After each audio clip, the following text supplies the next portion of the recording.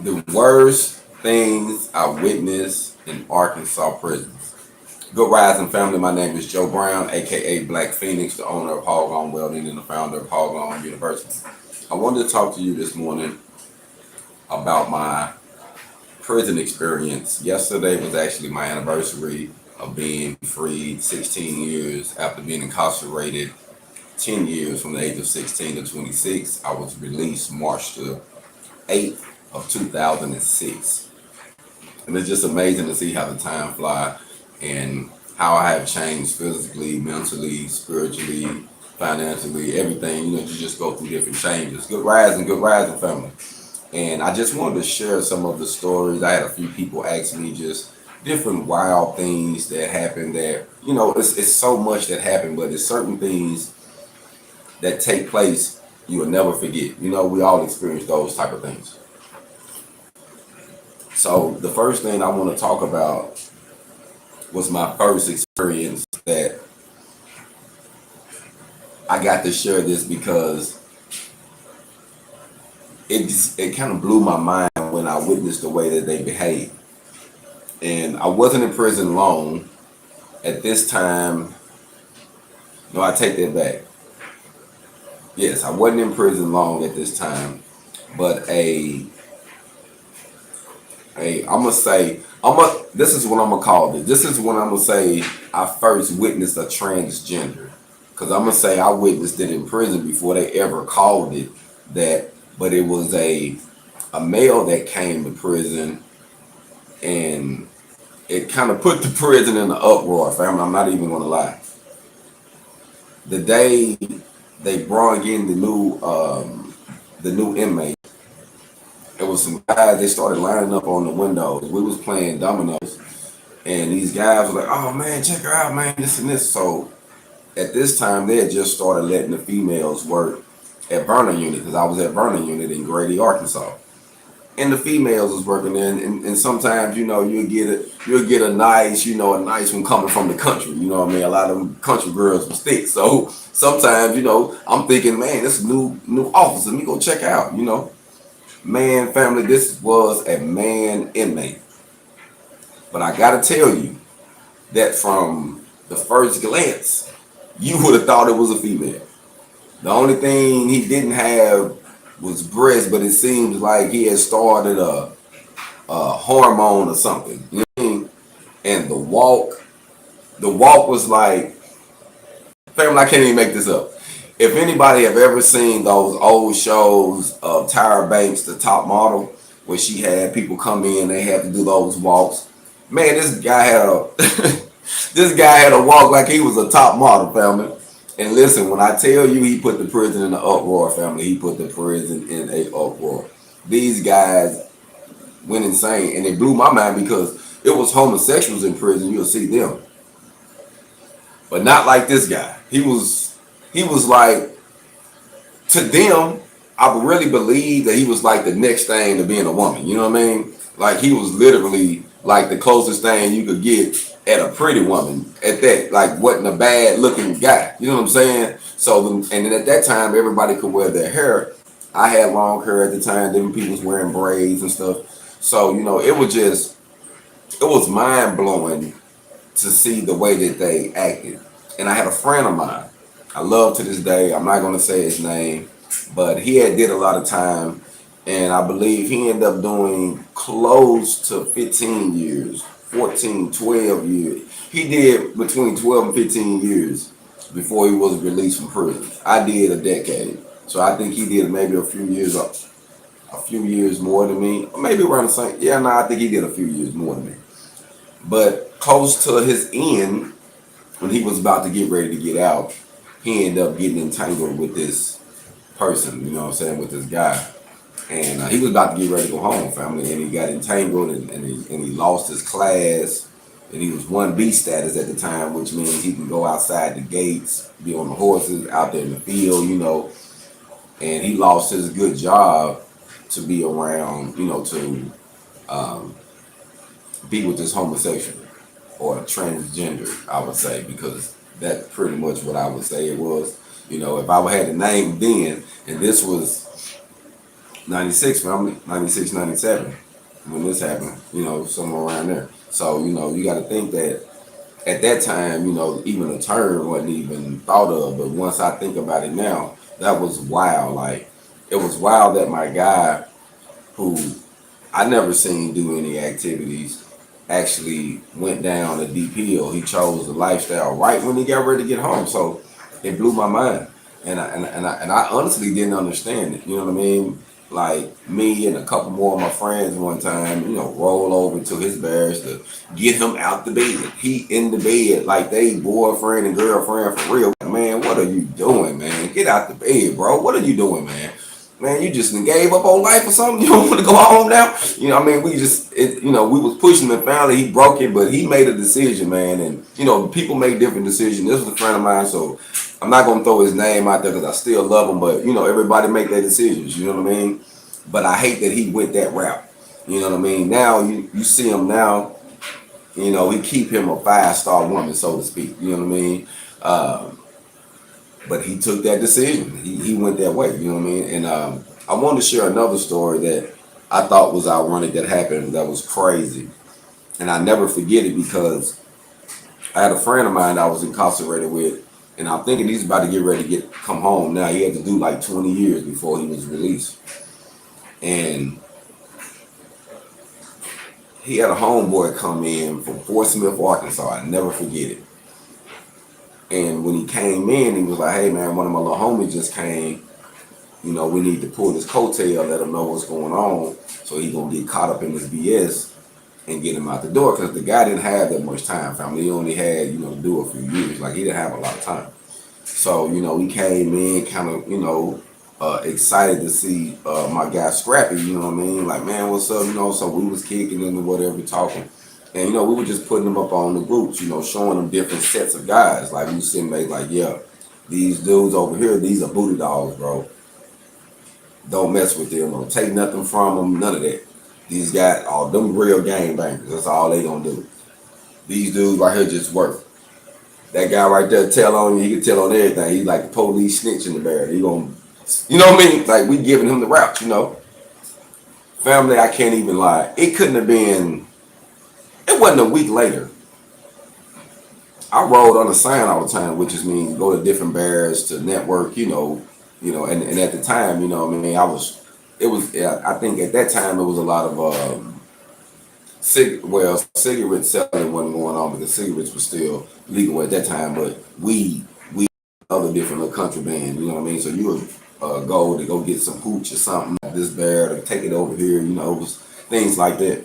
And I remember going in, man, to go get a sack of weed, and I seen my homie friend in the corner, and it caught me, and I looked again. He's over here in the corner, family, getting some fellatio, you know what I'm saying, from this guy, and I'm like, what the world? Like, I literally said something to him because I seen him. I'm like, bro, what are you doing? Like, the guy that was doing it had his head under a sheet, but you can see him sitting back like this here while the guy taking care of his business. This dude ain't been in prison a week, family. I go over there. I had to say something to him because it made me mad. I said, man, what are you doing? Oh, man, I'm just winning. It ain't nothing, man. It's punk. I said, bro, who told you that? I said, bro, whoever. He was like, man, my guy, man, help me. I said, bro, don't listen. Who you messing with? He messing with these booty dogs. These booty dogs then put this punk on him to see if he wanted to see if he had anything in him. I said, man, I give you some head. It ain't like, you being gay, this and this.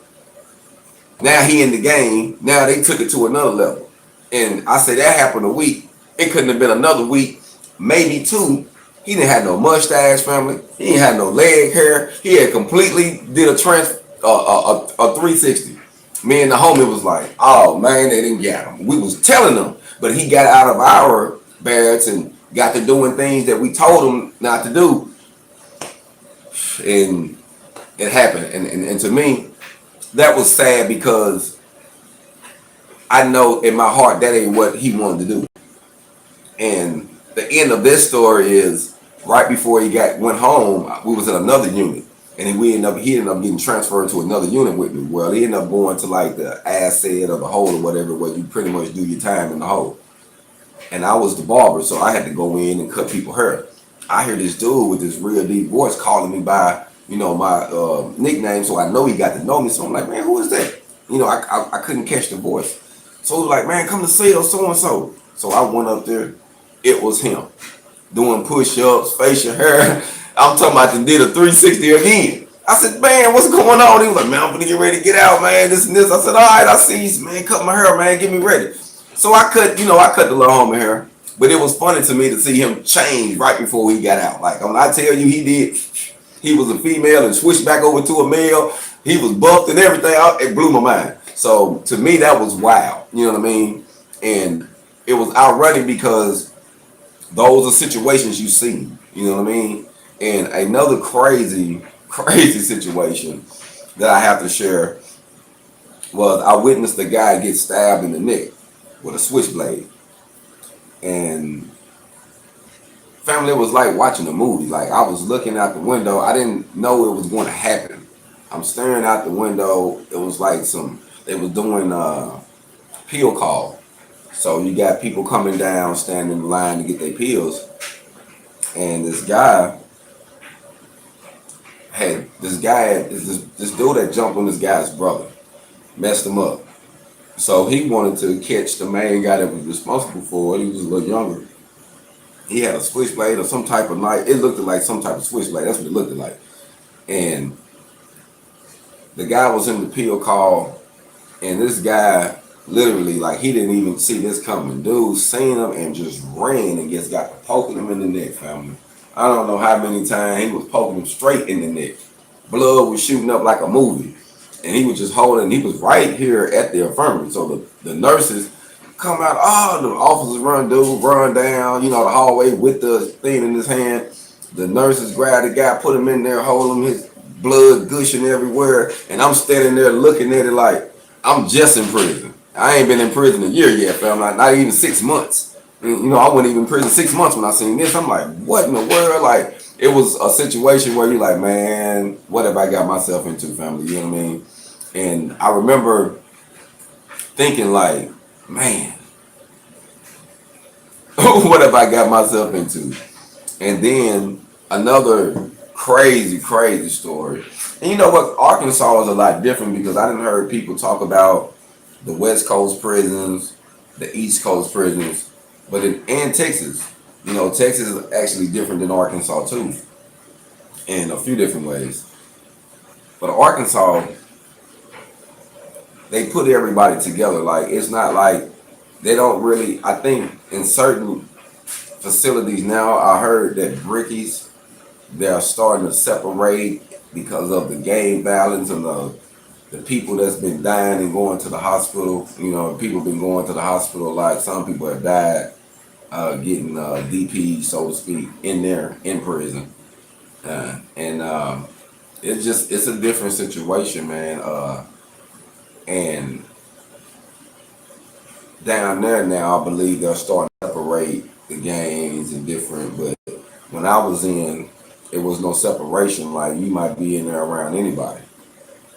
And the only way you're going to get out of there, you even know somebody that paid to get you to that next barrack, or, something happened to you, or you go to PC or something. But other than that, where they put you at was where you're going to be at. And, going through that time now and just thinking about how I survived, family, because, witness people getting stabbed, witness people getting raped. And I got to share this one with you because this was a guy, I'm going to call this the attempted rape story, because the guy didn't get raped, but he did something that was so funny to prevent it that I laughed so hard, family. It was my cellmate, and I didn't know what was going on. We had actually got transferred to the Grimes unit, and Grimes had cells, and we wasn't used to cells where we was at in the open barracks in Vernon unit. So they had like a lot of cells, just like people to a cell. And I'm gone. I believe I had to go to the infirmary or something. And sometimes it take a long time, just like going to the doctor. You ain't in no big rush a lot of time to get in and out. But on my way back, they popped the door. It wasn't a lot of people. It was doing a work day, so it wasn't a lot of people in the barracks, but it was enough. And they popped the door. I went in and I seen three or four dudes by my cell door. So I'm instantly getting mad. I'm thinking they trying to break in, and they know better. You know what I mean? Like you know what I mean. You know how I get down, so I know you ain't gonna try to play me to the left. You know what I mean? So I run over there. They see me like slice. They moving. They like, man, dude, having a seizure. That's what they say. I don't know. They trying to rape the dude. I go in there, dude on the ground in my cellmate, white guy.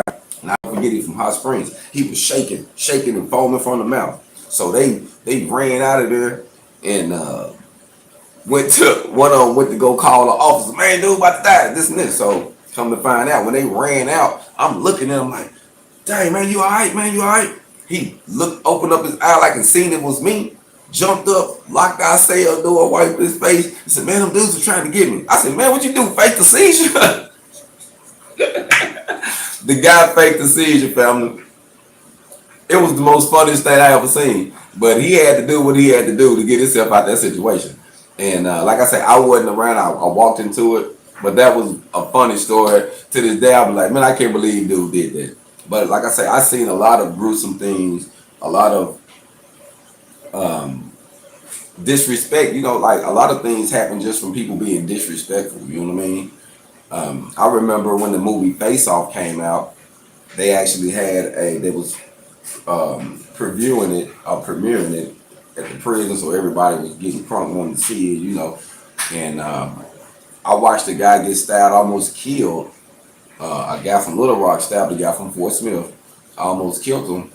I don't know what the situation was about, but man, when I tell you, like we got at Vernon unit, you got top tier and you got the bottom. So you got so many racks up here at the top, and then it kind of go downstairs, and then you got the racks at the bottom.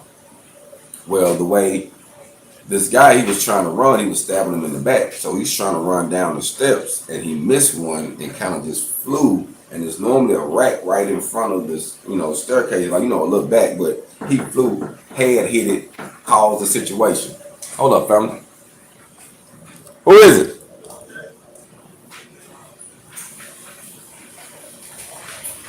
What up, man? Hold up.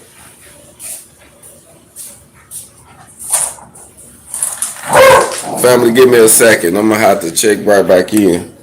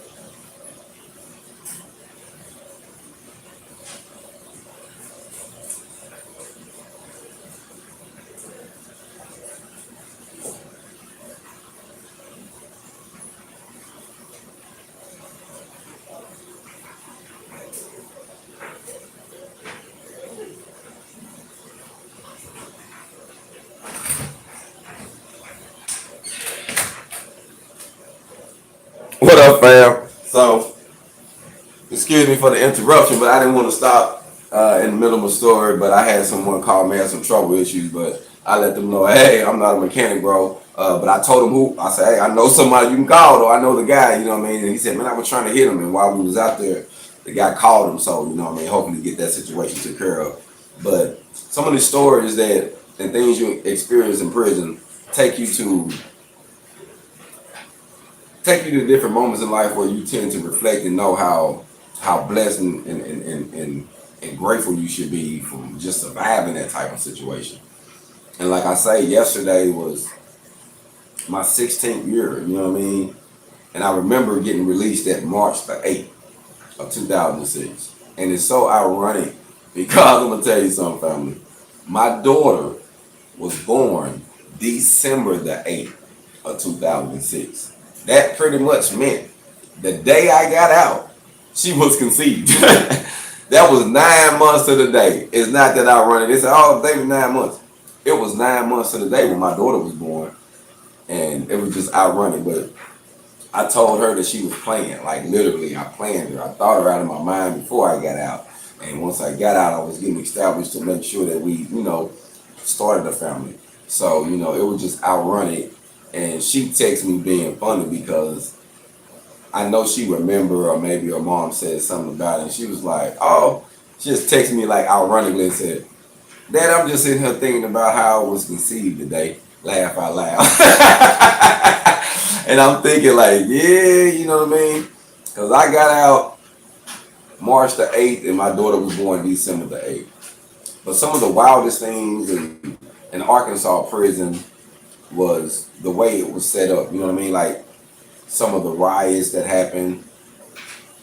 I witnessed a riot that happened in Vernon Unit that a lot of people, Little Rock and Helena got into it, and a lot of people got stabbed and hurt. Man, it was like a bloodbath inside of the bullpen. I seen some things, man, that I ain't even want to see, but a few things stood out to me just because it was like right there in my face. You know what I mean? Like even myself, for those who don't know, I caught an attempted murder charge while I was incarcerated. I stabbed a guy. I want to say they say it was like 9 to 13 times. Because I remember on the paperwork, I think it was 13. I remember seeing the number.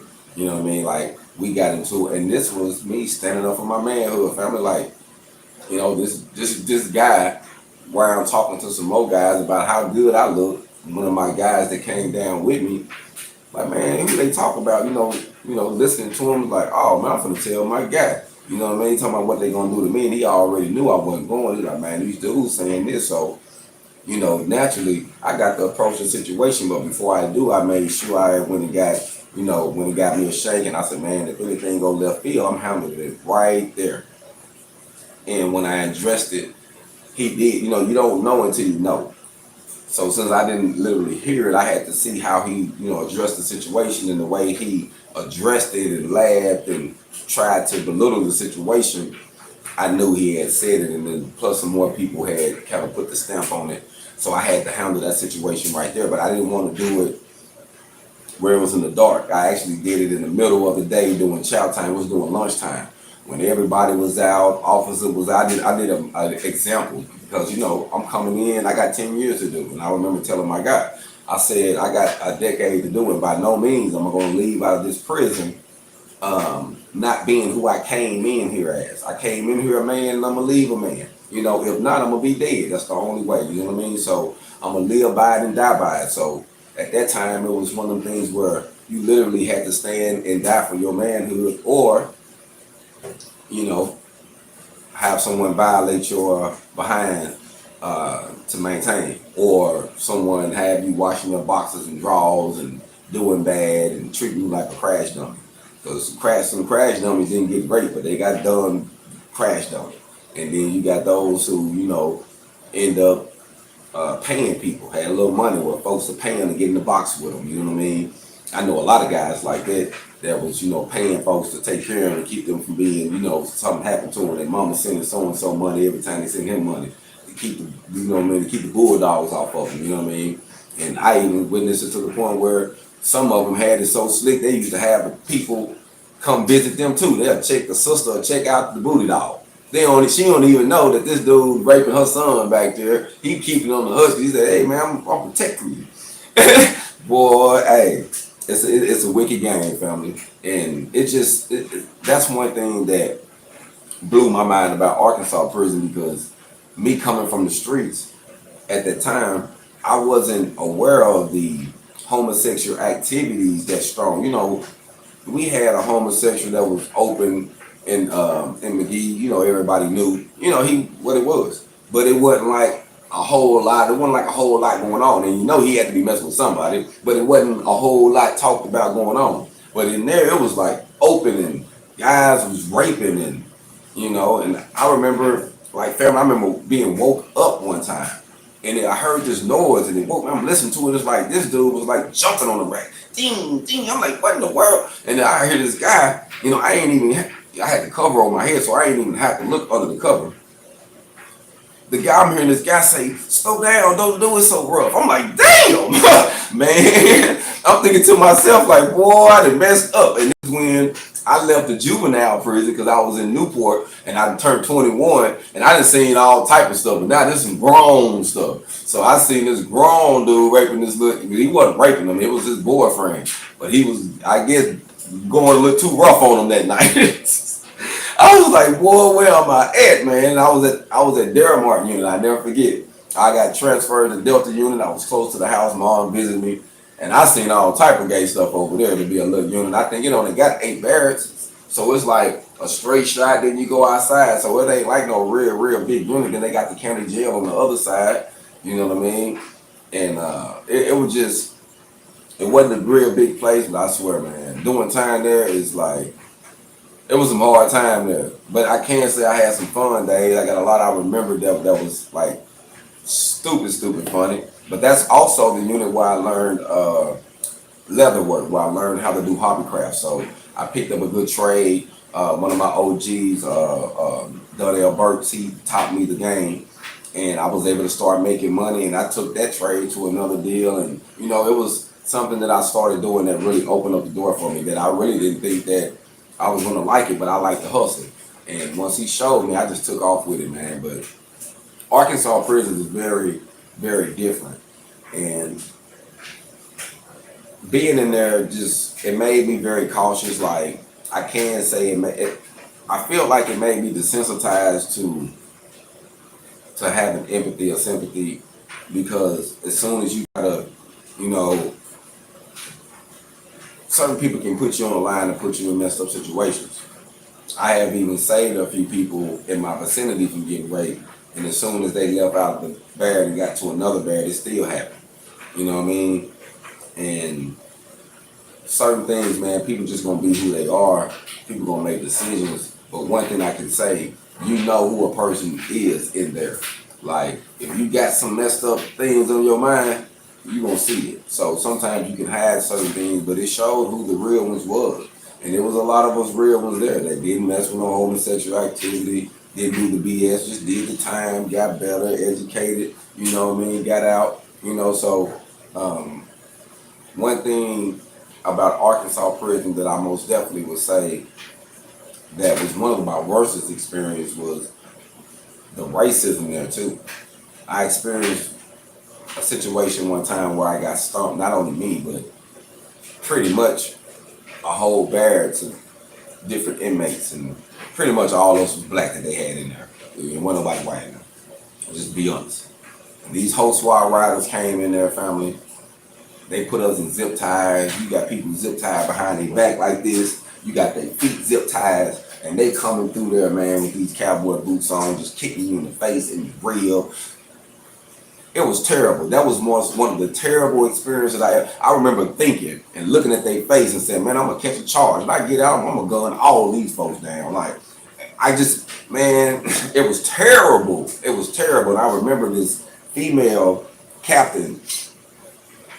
I don't know if she came in a visitation to get something to drink or something. Didn't know we was in there and they was doing that. She came in there and seen them doing us like that, and some of these young guys, she know their parents because she from Pine Bluff, and she knew some of these young guys that was in there getting kicked in the face and bleed. She wigged out. She told them that she gonna fire them, this and this. Man, and I never forget that. Like, the only time it was an officer that I felt like came through like a savior, man. There was a police officer that was a black lady. She was a captain. She came through there like, man, she came through there like a savior, man. I remember we was thinking we was probably somebody was gonna die that night.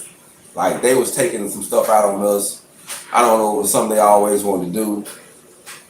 But it was one of those experiences where you get completely degraded, you know what I mean? Where you don't have no control and you just got to take it.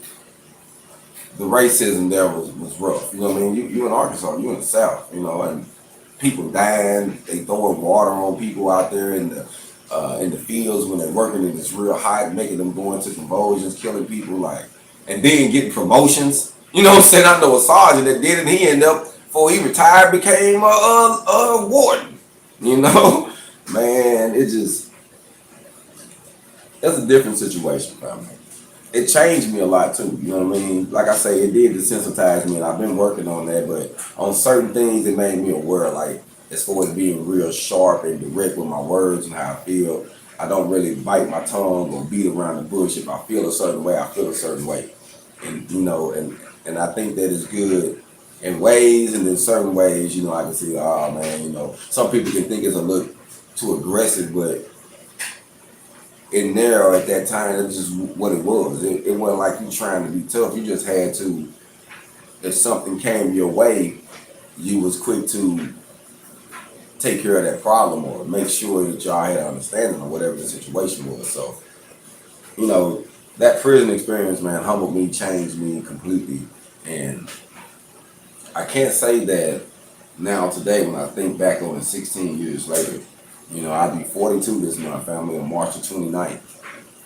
And being 16 then, going into that system, I can't tell you that I didn't think I was going to make it out, because I didn't. I remember telling my mom, I said, Mom, before somebody take advantage of me or rape me, I would die. They got to kill me. That's the only way it's going to happen. They're going to do it to a dead body, because they ain't going to do it to me. You know what I mean? Like, it was that much going on. It was so much activities. It was, I was seeing homeboys turn out, and that's something that really hurt my heart, because I was seeing guys from their own hood turn their own homeboys out from different hoods. I'm talking about from dudes being saying they gangsters, the Crips, the Vice Lords, the Blood. Like, I was seeing guys turn their own homeboys out. I guess keeping it in the family or something. I don't know, man. It was some sad stuff. You would think that the one that was a little weak, a little scary, and he's from your hood, you would make sure, look out for him. This is our little homie. You know what I mean? But nah, they'll feed him to the wolves in there. It was scandalous, man. It was scandalous, family. And before I go, I want to share something. I witnessed a guy that was about to get out. He was dressed out, he was clothed and everything. And he was messing with this homosexual in there, who actually wasn't like full-blown homosexual. He was like a guy that kind of got caught up in the system, but still trying to act like he was a man, but everybody knew that he was with this guy. He came through there and seen him right before they walked through the gate and said, man, be safe out there, this and this, and kind of gave some doubt. They got ready to walk through the door, family. The guy looked at the dude who walked off, hit the police. The way he stalled the police was so stunned, didn't even try to really hit him back fast. He's like, man, what? He just said it like this. What are you doing? Why would you hit me? You dressed out, finna go home. Are you that messed up behind this punk? That's exactly what he said. Put some cuffs on him. Like, I was like, I can't believe this man just threw up didn't want to go home. Like, he had his free world clothes on, about to walk through the gate, family, the man hit the officer. Like, I can't make this up. I seen this, you know what I mean? It's just some stuff, man. Some stuff you witness, you just like, you have to endure and wonder why. But I am cautious on telling my family members when they date guys that's coming out of Arkansas prison, out of prison, period. Do a background check. Hit me up. Let me holler. I got homies that's in there for life. I can always reach out and find some information out on somebody. So I'm like, hey, what, where are you from? I'm talking about, especially with my family. I'm gonna date this guy. He did a lot of time. We need to find out what's up with him. Was he stumped down? Did he go both ways, 3 ways? What's up with him? You know what I mean? Because you got your family members, man. People bringing stuff out here to this world, man, and messing folks up, man. You know what I mean? And it's just sad, family. You know what I mean? But I am glad that I'm alive and well today. I'm in my mom's house, who passed, who also helped me make it through that situation, and also gave me the ideal and the courage and the knowledge to be a welder. She planted that seed. So to be in her house now, after 16 years, you know what I mean, of me being out, and all she wanted me to do was be at home, and now I got the opportunity to be here and get some things together. It's a blessing for me, you know what I mean? I can't do nothing. I mean, like, literally, I'm humble. But I can't lie to you and tell you that Arkansas prison system it sucked, you know what I mean? Prison's supposed to suck, you know what I mean? But there were some things in there that I could say that was very, very, very unjust and fair. But you're in prison. And I always tell people, man, once you go there, you ain't got, if you don't have no support system from outside that can make some calls, it's over with for you. The folks don't care about you. So you gotta have somebody that love you, somebody that's gonna be calling, checking on you, you know what I mean? So be safe. Don't experience it. Use people examples like mine and other people who was locked up that did time and survived and doing something or trying to, to still better their lives. Learn from them. You ain't got the experience that. You don't want to go through that. I never in my life thought I had to get to a point where I had to fight. I literally had to kill or be killed just for my manhood, family. Just to say I'm a man. I had to literally be willing to die or be willing to kill just to prove that fact and be willing to say, hey, I'm standing here as a man. I was born a man and I'm gonna die one. And I had to prove that. So to prove that, I mean, that's a different mentality for a person because most people don't have to prove their gender. You get in a situation where you got to prove who you are, and it was humbling, family. So to all my fallen soldiers who died that I know, to all of those who got out, to those who are about to get out, to those who got life sentences, I salute them. May God bless them. I hope they, keep their peace, get themselves together. You know what I mean? And because I was a part of the system, you know what I mean. So I understand how it can take you and convert you and change you. And even though I've been out 16 years, family, I'm still dealing with that 10-year incarceration. I spent a decade in there, and it changed me. And literally the last few years, I've really focused on how it changed me. So now I really think about and work on specific areas to get better because I didn't realize what I become to survive. And it wasn't bad things, but certain things you do that you can improve. So as long as you're alive, I think it's always room for improvement. But I'm humble and I'm thankful that God blessed me to make it through that terrible, terrible time. I wouldn't wish that on the worst animal. No BS. I wouldn't wish that on nobody. I wouldn't wish prison on no one, even if I didn't like them. I wouldn't wish prison on them. You know what I mean? Not that lifestyle. You know what I mean? I wouldn't want to see that harm on no one. So I just wanted to share that story and just to say, I'm happy to be alive and well. And if you know someone that going that direction or getting out that direction, and you need someone to encourage them, show them some of the videos of my content and just let them know this gentleman did 10 years, he's doing this, he's still working on himself, and things can get better life after lockup. Be blessed, continues to prosper. Hold on, family.